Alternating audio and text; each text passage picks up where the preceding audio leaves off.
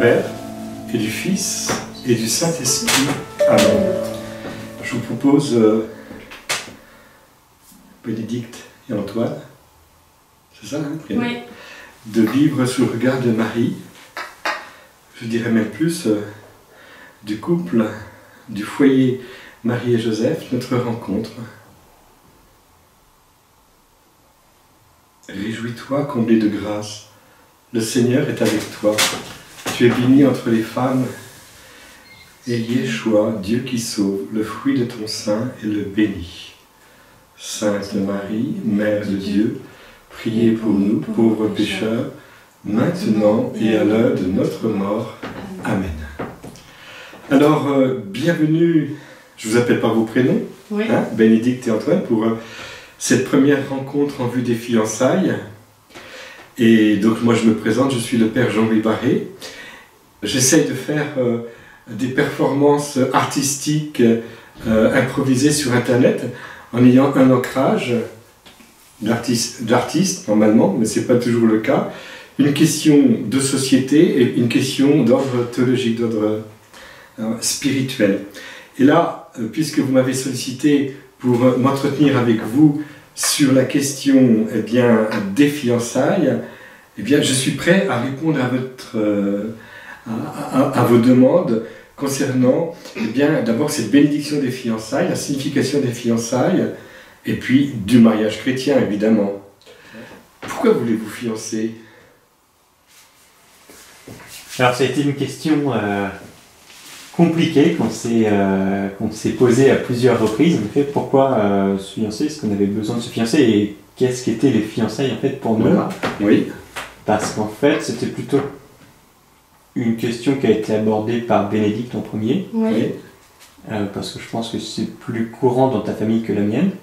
Moi, c'était plus, initialement, c'était pas un passage obligatoire, mais j'y ai pensé, on va dire, naturellement. Je me suis dit, quand on commencera à préparer on abordera notre préparation de mariage, on va se fiancer, ce sera l'occasion pour que nos deux familles se réunissent et fassent connaissance. D'accord. Et pour Antoine, c'était moins spontané parce que c'est quelque chose qui n'était pas, on va dire, célébré de façon habituelle dans sa famille. Et donc on a discuté justement sur le sens que l'on voulait donner à ces fiançailles.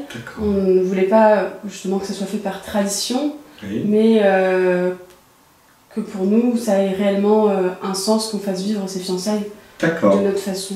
D'accord. Et vous êtes prêt à vivre cette célébration des fiançailles, c'est en vue de vous marier donc par le sacrement du mariage. Je ne veux pas être indiscrète, mais vous êtes encore séparés, vous avez chacun votre appartement, vous êtes encore... Oui, on n'habite pas encore ensemble, voilà. Mais c'est aussi, on s'y prépare aussi et c'est en discussion. Donc vous êtes dans une phase de préparation pour pouvoir vivre une vie commune, je suppose après la célébration du mariage en fait. Hein. En général, c'est ce qui se passe. C'est ce qui se passe, mais après on n'est pas accroché à ça. Voilà, on n'est pas accroché à ça. C'est pas. Et pour vous, le mariage chrétien, ça veut dire quoi? Alors c'est là qu'on commence dans notre échange. Ça veut dire quoi le mariage chrétien? Intuitivement. Vas-y, commence. Pour moi, le mariage chrétien, c'est confier en fait déjà à Dieu son couple et sa vie de famille par la suite en fait. C'est se mettre sous la protection du Seigneur pour qu'il nous protège dans notre chemin à deux. D'accord. Moi je trouve qu'il y a aussi une idée de promesse. Une promesse devant Dieu, une promesse qui est bénie, qui est protégée aussi par le Seigneur. Une promesse d'alliance. D'accord. Est-ce qu'on vous a déjà parlé des premiers chapitres de la Genèse sur la création de l'homme et de la femme? On les a étudiés durant notre préparation. Et qu'est-ce que vous avez retenu? Que l'homme a besoin de la femme et que la femme a besoin de l'homme. Que la femme est issue de la côte de l'homme, donc il y a une dépendance et une complémentarité aussi. Oui. Qu'est-ce sont toutes les deux, l'homme et la femme sont des créatures créées par Dieu et aimées de Dieu. Oui. Qu'est-ce qu'on a retenu d'autre? C'est déjà pas mal. C'est déjà pas mal. Alors, vous permettez que je reprenne le récit biblique avec vous maintenant. Donc en fait, on nous dit que Dieu a créé l'homme masculinement et fémininement à son image et ressemblance. Donc, il y a dans la complémentarité du masculin et du féminin une réalité qui rend possible l'expression du mystère de Dieu. C'est comme si vous êtes la moitié l'un de l'autre, et c'est comme si Adam ne pouvait exister que dans Ève, et Ève ne peut exister que dans Adam. Et pour reprendre ce très beau texte de la Genèse, il est évident que quand Dieu présente à l'homme les animaux, finalement il sent bien que ça ne colle pas. Il lui faut quelqu'un qui lui soit vraiment semblable. Alors il tombe dans une torpeur, il tombe dans un profond sommeil, et on nous dit que Dieu prend la côte d'Adam. La côte, c'est l'os qui bouge quand quelqu'un respire, la dernière côte, on la voit bouger normalement. Donc symboliquement, la côte, l'os que Dieu prend, c'est l'os de la vie qui montre qu'il est vivant. Et dans l'expression biblique, l'os, c'est ce qui donne consistance à une réalité. Par exemple, l'os du jour, c'est midi. L'os de la nuit, c'est minuit. Donc il y a un symbolisme pour dire que Adam, à qui on prend cette côte, à partir de laquelle on façonne Ève, va reconnaître ensuite émerveillé tout ce qui donne consistance à sa réalité personnelle. Il dit, c'est l'os de mes os, la chair de ma chair. Alors, c'est comme si Adam s'exprimait en disant, ah, ça y est, tout ce qui a consistance en moi me vient de celle qui est en face de moi. C'est elle qui va me révéler à moi-même, on peut dire, tout ce qui a consistance en moi. C'est énorme comme affaire. Hein? Adam, grâce à Ève, va déployer en lui la bénédiction qu'il porte, les talents, les dons confiés, grâce à la présence de celle qui lui est confiée, Ève. Et ça va très très loin, parce que finalement, on pourrait dire que Ève, c'est elle qui, en dévoilant à Adam sa valeur, c'est elle qui va l'entraîner et qui va le propulser à découvrir tout ce qu'il porte en lui, toute cette valeur qui est en lui. Donc on voit que ce texte est extrêmement puissant sur le contenu de la relation entre l'homme et la femme, à égalité. Pour le coup, c'est vraiment à égalité.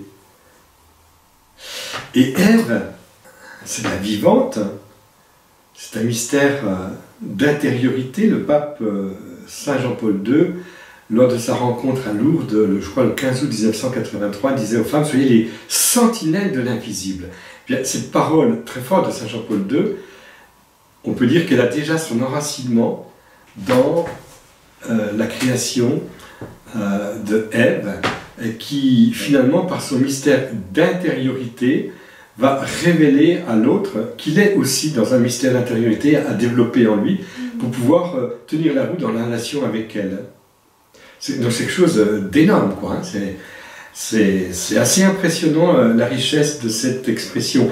Et plus tard, quand on va contempler le Christ sur la croix, on nous dit qu'après sa mort, il a eu le côté transpercé, hein, pleuvra le côté, la côte, le côté en grec, et d'où jaillissent l'eau et le sang, et le sommeil dans lequel est rentré Jésus par la mort, hein, évidemment, nous rappelle ce premier sommeil d'Adam, et cette fois-ci, ce qui va jaillir de son sommeil, eh bien, c'est Marie, la nouvelle Ève, la mère des vivants, qui est le fruit de la rédemption du Christ. Elle est sauvée par son Fils, à qui il a donné une chair, et sauvée par avance, c'est le grand mystère de l'Immaculée Conception, Hein, donc nous sommes aujourd'hui le 11 février 2019, c'est la fête de Notre-Dame de Lourdes. Vous savez que Marie s'est présentée à Bernadette à la fin.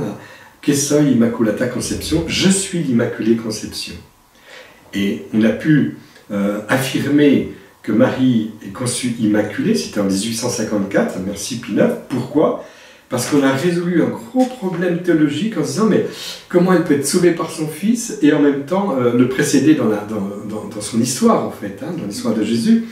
C'est qu'en fait Jésus par avance offre à celle qui va devenir sa mère les conditions d'un oui extraordinaire, d'un oui total, indemne de la faute du péché originel. C'est un don qui est fait à la Vierge Marie. Vous l'avez déjà entendu cette chose-là, non? C'est un peu nouveau pour vous? C'est un peu particulier, hein? Ouais.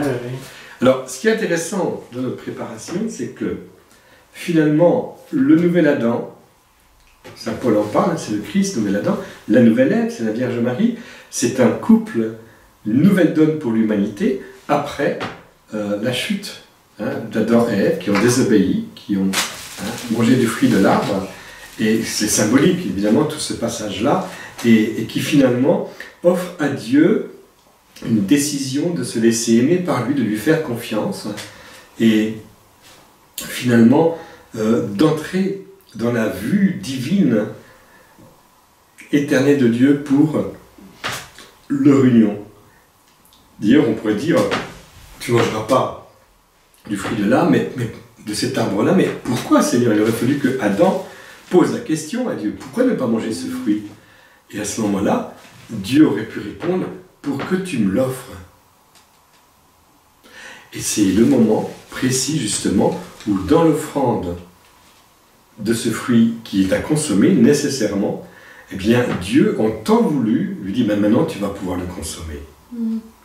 Et vous pressentez bien, pour vous qui êtes fiancés, que toute l'approche de l'Église concernant notamment la progressivité dans votre relation avec donc la maîtrise de soi au niveau notamment de la sexualité, elle trouve son enracinement dans cette parole de Dieu qui nous fait comprendre qu'on reçoit l'autre du Seigneur.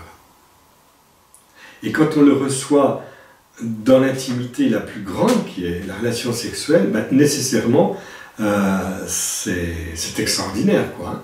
C'est Dieu nous fait cadeau l'un de l'autre, et nous existons véritablement dans notre identité d'homme, identité de femme, dans ce don total qu'est l'union conjugale, bénie par le mariage.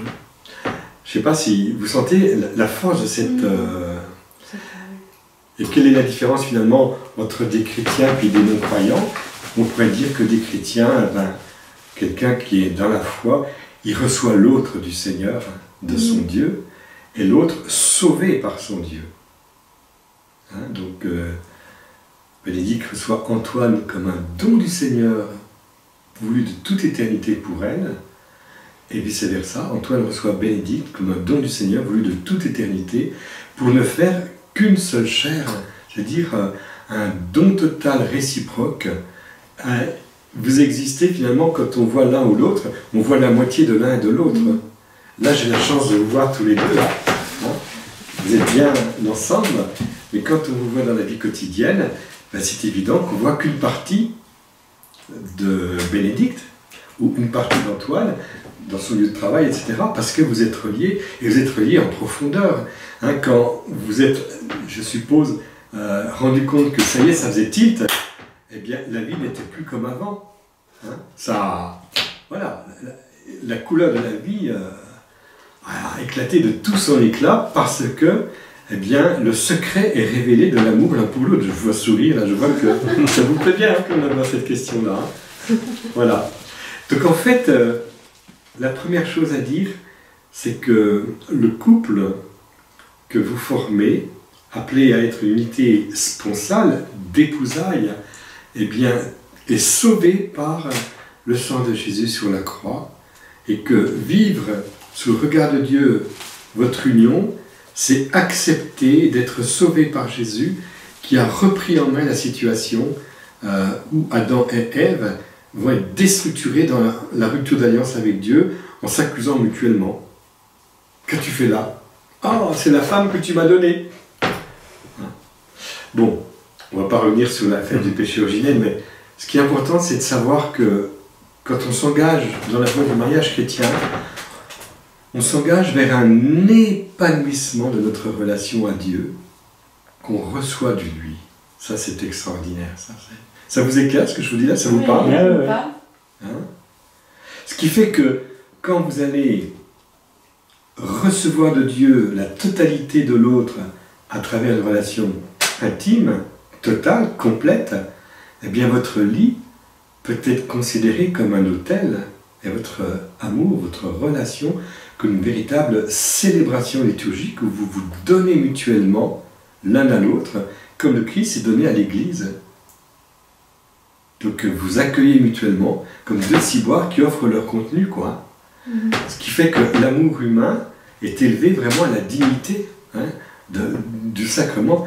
Et combien de fois je dis à des foyers qui ont du mal parfois de se retrouver, je dis mais attention, vous avez une grâce très particulière liée au sacrement du mariage, de vous ressourcer dans le lien conjugal en ce qu'il a de plus privé, de plus intime par la relation d'un homme et d'une femme qui s'aiment, qui s'unissent, qui se donnent mutuellement l'un à l'autre, avec tout le bonheur que Dieu peut mettre dans cette relation. C'est quand même beau de savoir tout ça. On vous a présenté un peu ces choses-là, comme ça, on vous l'a dit? Non, pas de cette manière-là. Alors, qu'est-ce que ça vous fait d'entendre ça? Est-ce que ça vous ouvre des perspectives? Pour autant, le livre de la jeunesse, la partie dont vous avez parlé, j'en avais pas fait cette interprétation-là. Justement l'interprétation de consistance, l'os de maison. Voilà, de la relation homme-femme. Oui. Et c'est vrai que c'est la première fois que j'entends une interprétation de cette façon. Et vous pensez bien que l'Église, elle tient justement à bien mettre en place la signification du mariage chrétien, où c'est nécessairement un homme et une femme. Vous comprenez ça? Le fondement, il est là. Dans la complémentarité, dans l'amour que nous avons l'un pour l'autre. Et ça, c'est immense. C'est immense. C'est pour ça que le pape François insiste pour que la préparation au mariage se fasse, mais vraiment sérieusement. Parce que si on s'engage dans un sacrement, comme celui du mariage, c'est parce qu'il sait très très bien que dans cet engagement, Dieu s'engage lui aussi. Antoine peut dire comme saint Paul, je reçois de Dieu ma paternité, mais Bénédicte peut dire comme saint Paul, je reçois de Dieu ma maternité.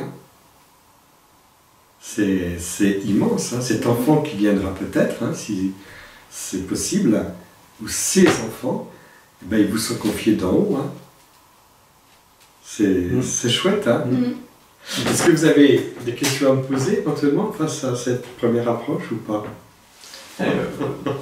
Non, on rentre dans le vif du sujet, là, c'est bien, c'est très intéressant de voir votre interprétation, votre vision aussi. Parce que c'est vrai que nous, en fait, de notre côté, on suit aussi une préparation au mariage. Oui. Les mardis soirs, c'est un temps qu'on partage avec d'autres couples et pendant lequel on réfléchit sur des thèmes qui sont importants pour le fondement de la vie de couple. Et donc déjà, ça nous permet aussi d'éclairer notre vision du couple, et puis d'ajuster parfois notre vision. Et donc là, c'est intéressant aussi d'échanger avec vous parce que sur les temps qu'on a, jusqu'à présent, on n'a pas... Si on a échangé une fois avec un prêtre? Une seule fois. Voilà. C'est la première fois que vraiment vous prenez le temps avec moi d'approfondir dans le vif du sujet. Exactement. Profitez-en. Profitez-en. Et non, moi j'avais peut-être une question à vous poser. Oui. Sur la place des fiançailles vraiment dans la religion aujourd'hui. Alors, j'ai envie de vous dire quelque chose que je dis à mes étudiants quand on aborde ces questions qui touchent notamment sur la croissance. Un homme, une femme ont tout en eux comme jeune adulte pour aimer et se donner. Donc des forces d'amour extraordinaires. Et en fait, donc je rattache également ça au texte de la Genèse, nous savons bien qu'il y a quelque chose qui est faussé quand on est assujetti à ces forces-là, sans en être finalement le patron d'une certaine manière. Les forces pulsionnelles, qui sont bonnes en soi, qui sont essentielles, qui sont un cadeau de la vie, mais il faut qu'elles soient gérées. Et on peut dire que l'homme est fait d'une poussière de force, de pulsion. Dieu le crée à partir de la terre, la poussière, l'humus. Et en fait, ces forces-là, elles vont permettre à l'homme d'être orienté vers la recherche de l'altérité, de la complémentarité, pour un garçon, pour une femme également. Mais en même temps, elles sont au service d'un processus de communion et de communication dans le respect l'un de l'autre. C'est-à-dire qu'en fait, et vous savez bien, dans vos relations les uns avec les autres, indépendamment des fiançailles, quand on lie d'amitié avec quelqu'un, qu'on fait connaissance, eh bien, il y a une manière de vivre la relation avec l'autre où on ne met pas la main sur lui. On ne veut pas l'accaparer dans son point de vue, dans sa manière de juger. Il faut qu'il pense comme moi, qu'il dise comme moi, qu'il fasse comme moi. Le côté fusionnel, ça ne fonctionne pas dans l'amitié, vous êtes d'accord? Il faut qu'il y ait vraiment la différence. Et quand il s'agit de forces qui sont liées à l'amour humain, et là c'est tous les romans de Rose, à l'eau de rose, etc., sur tout ce qui touche finalement le corps, la sexualité, l'érotisme, etc., la sensualité, toutes ces réalités-là qui sont vraiment un cadeau. C'est la cerise sous le gâteau que Dieu offre dans la création de l'être humain. Eh bien, elles sont au service d'un engagement d'amour l'un pour l'autre. Et ce qui est terrible, c'est quand, même dans le cadre de gens engagés dans le mariage, où je mets la main sur l'autre comme quelque chose que je m'accapare. Je me sers de l'autre pour mon bonheur à moi, pour mon plaisir, pour ma recherche, pour ma satisfaction. Or, on le sait bien, quand on mûrit, le fait de renoncer à assouvir dans l'immédiateté la pulsion, ça va nous faire croître dans ce qu'on appelle le désir. Plus on est dans cette dynamique de patience, d'attente et de renoncement à se satisfaire dans sa relation avec l'autre, et bien plus on fait croître le désir. Et le désir, il va grandir dans la mesure où l'autre est reconnu pour lui-même, pas pour moi. Donc il y a déjà cette notion de don de soi à l'autre, d'accueil de l'autre pour lui-même, pour sa joie à lui. Et le désir va grandir, va grandir, va grandir. Et puis, pour pouvoir élaborer une relation qui soit juste et qui ne soit pas, collée à son besoin, à ses pulsions, eh bien, il va falloir le langage, la parole. Et la parole, elle va permettre une distance. Et en même temps qu'elle permet une distance, elle permet en même temps d'ouvrir un chemin de compréhension, d'appropriation de la pensée de l'autre, de ce que l'autre pense, de ce qu'il reçoit, de ce qu'il vit, de ce qu'il ressent, etc. Et la parole, c'est, je dirais, l'instrument de la communication qui petit à petit va devenir une communion. Et dans cette communion-là, eh bien, on va grandir jusqu'au jour où on va dire, bon, bah, ça y est, c'est mûr, on s'engage pour exister l'un par l'autre totalement dans une totale unité par le don du mariage. Et à ce moment-là, ceux qui ont attendu ce moment d'un engagement total, évidemment, il y en a qui l'ont vécu avant le sacrement, il ne faut pas rêver, mais le problème, il n'est pas là. Le vrai problème, il est de se dire, l'engagement que nous vivons l'un pour l'autre totalement, il n'est pas le fruit d'une satisfaction à deux, on s'arrange pour se faire plaisir, mais il est le fruit d'une communion, et notre amour exprime cette communion. Ce don accueil réciproque dans l'amour, jusque dans la dimension corporelle de notre relation. Et ça, c'est tout le sens des fiançailles, finalement, et tout le sens d'une approche qui intègre le temps, le facteur temps pour pouvoir progresser. Combien de fois j'ai eu des témoignages de situations où on a voulu aller trop vite, puis il y a une déception qui s'est installée parce qu'il n'y avait pas eu la croissance du désir par le renoncement à la satisfaction immédiate. Et ça, c'est fondamental. Et il n'y a rien de plus violent dans l'éducation de la jeunesse que de leur faire croire qu'ils sont faits pour être épanouis tout de suite en jouant avec leur corps et en se donnant l'un à l'autre, peu importe. Et bien si ça ne marche pas, on change de partenaire. C'est déstructurant possible cette affaire-là. Vous le comprenez ça maintenant? Est-ce que j'ai bien répondu à votre question?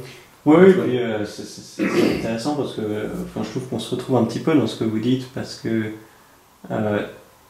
notamment je veux dire sur les fiançailles, c'était quand même un sujet qui pouvait être un peu conflictuel au début peut-être. Oui. Conflictuel sur lequel on a eu à discuter pour justement se retrouver en communion sur le sujet. Et en fait, c'est par la parole qu'aujourd'hui on est d'accord sur le fait de s'engager. Vous voyez ce que je veux dire? Il y a une progression. Exactement, ouais, tout à fait. Et vous sentez bien qu'entre vous, pour que ça fonctionne, il faut aussi du pardon entre vous. Parce qu'il y a des choses où c'est moi qui me mets en premier dans mon besoin, dans mon désir. Alors je ne parle pas au niveau de la sexualité, je parle au niveau de choses très très concrètes. Quoi. Je veux ça, ben je le veux, et puis toi tu dois te plier à mon désir. Ben non, il y a un dialogue qui doit s'instaurer, et nécessairement, puisqu'on est à deux, il y a toujours une part de renoncement. Ouais.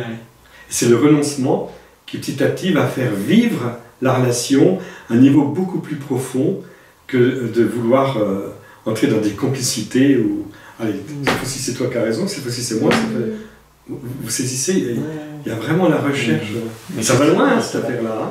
Mais en effet, on se rend compte au quotidien qu'on est quand même deux personnes différentes avec des besoins déjà différents et puis des pensées aussi différentes et des visions différentes. Et qu'en effet, si on veut accorder un peu nos violons, il faut échanger sur les visions de chacun. C'est ça. Pour déjà comprendre les visions de l'autre, exprimer les siennes, et puis pour pouvoir se retrouver avec un projet commun en fait. C'est ça. Et c'est ce cheminement en fait qu'on a fait au début, parce que on avait chacun des envies et puis une vision du couple qui n'était pas toujours la même, et à force de discussion, d'échange, aujourd'hui je pense qu'on se retrouve avec un projet commun. Sans s'imposer en fait, moi c'est ce que j'avais tendance à faire au début, et finalement, comme vous dites, c'est pas la solution. On peut pas dire ce que je veux, tu vas le vouloir parce que c'est ce que je veux et j'ai raison. Faut dire c'est ce que je veux, tu ne le veux pas aujourd'hui, pourquoi, et je me mets à disposition pour comprendre et c'est pas toujours simple. C'est pas toujours simple, hein. Non. Et puis il faut de temps en temps des remises en cause, et puis aussi parfois, parce qu'on tâtonne tous dans cette progression-là, se demander pardon tout simplement. Vous êtes d'accord, hein, la place du pardon elle est importante. Hein. Elle est très importante. Très importante. Et pourquoi elle est importante, Bénédicte? Eh bien parce que c'est, on a eu un topo sur le pardon, c'est un acte d'humilité où on s'ouvre aussi à l'autre, on s'ouvre à ses... on donne en fait on donne son pardon. On se dit ça nous permet de se réaccorder, de s'harmoniser en fait le pardon. C'est constructif. Et peut-être aussi de faire chuter l'image qu'on se donne à soi-même pour l'autre. Exactement.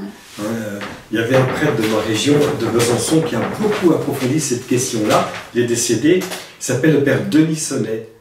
Et il avait des images très parlantes. Il disait, au début, on est un petit peu, on plane, quoi. Puis après, faut que ça atterrisse, quoi. Et accepter d'être vu par l'autre dans une limitation, dans une fragilité, dans une pauvreté, c'est le moment décisif où finalement, on n'existe pas sur une apparence, sur une idée de soi, mais sur un regard de l'autre qui t'édifie à partir de ta pauvreté, qui te dit, va de l'avant à partir de ta fragilité. Parce que je t'aime avec ta fragilité, avec ta pauvreté, avec ta limitation. C'est extraordinaire cette affaire-là. Hein. Et un couple qui évolue dans le pardon, ce sont deux pauvres qui mettent en commun leur pauvreté et puis ça donne des richesses, quoi. C'est de toute beauté. Dieu a tellement bien fait les choses hein, pour la progression. Et ce qui est vrai dans un couple est vrai aussi dans toutes les relations les uns avec les autres, hein, dans une vie quotidienne, dans la vie religieuse. Qu'est-ce qui fait progresser la vie communautaire religieuse? C'est notre capacité d'accompagner l'autre dans l'étape où il en est et de l'accueillir là où il en est, pas là où je voudrais qu'il soit. Et pareil pour moi-même vis-à-vis des autres, quoi. Mais ça, c'est immense, hein. C'est immense. Hein. Ce qui explique que des foyers chrétiens perdurent et font rupture avec une société qui est un petit peu génération Kleenex, hein. Je me sers et je jette. Mais non, c'est pas comme ça que ça se passe. C'est pas comme ça que ça se passe. L'épanouissement, il est justement dans la durée qui est faite de consentement en consentement, de oui à l'autre, d'abandon à l'autre. Je m'abandonne à ta miséricorde. Je t'abandonne ce que je suis, tel que je suis, pas tel que je veux être, pas tel que je veux paraître. Et est-ce que tu acceptes de m'accueillir dans ma réalité, là où j'en suis aujourd'hui, pour progresser avec toi? Ça fait du bien d'entendre ça. Hein?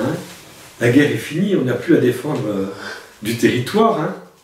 Vous êtes d'accord? Oui, non, c'est vrai. Ça fait du bien d'entendre ça. Hein? C'est pas facile parce que je ne trouve pas que ce soit des choses qui soient particulièrement mises en avant dans la société, je veux dire de manière générale. Et du coup, je trouve qu'il faut réapprendre dans le couple ces valeurs-là. Je veux dire, dans le travail, on a plutôt tendance à mettre l'exigence en avant et du coup à attendre des personnes qu'elles soient à un certain niveau finalement. Et si elles ne le sont pas, il y a une certaine déception et on n'accorde pas son pardon, je veux dire, dans le monde du travail si facilement. Vous voyez ce que je veux dire? Et du coup, je trouve que dans le couple, il faut réapprendre un petit peu ces notions-là de pardon et d'humilité parfois. Et d'humilité, tout à fait. Ouf. Une autre question? On peut rester là, c'est déjà pas mal, hein? Oui, c'est déjà bien consistant, hein? Moi, ça va, j'ai pas de questions. Non, j'ai pas de questions non plus. Enfin, on avait beaucoup échangé tous les deux en fait sur les fiançailles et sur le sens que chacun y donnait et puis sa vision des fiançailles. Donc, Alors maintenant, on va terminer l'interview, hein, la petite performance théologique pastorale entre nous, et puis on va rentrer dans la préparation concrète de cette célébration de samedi prochain. Vous voulez bien? Oui, très bien, avec plaisir. Et merci pour votre participation à cette réflexion. Merci à vous. Merci à vous. Voilà.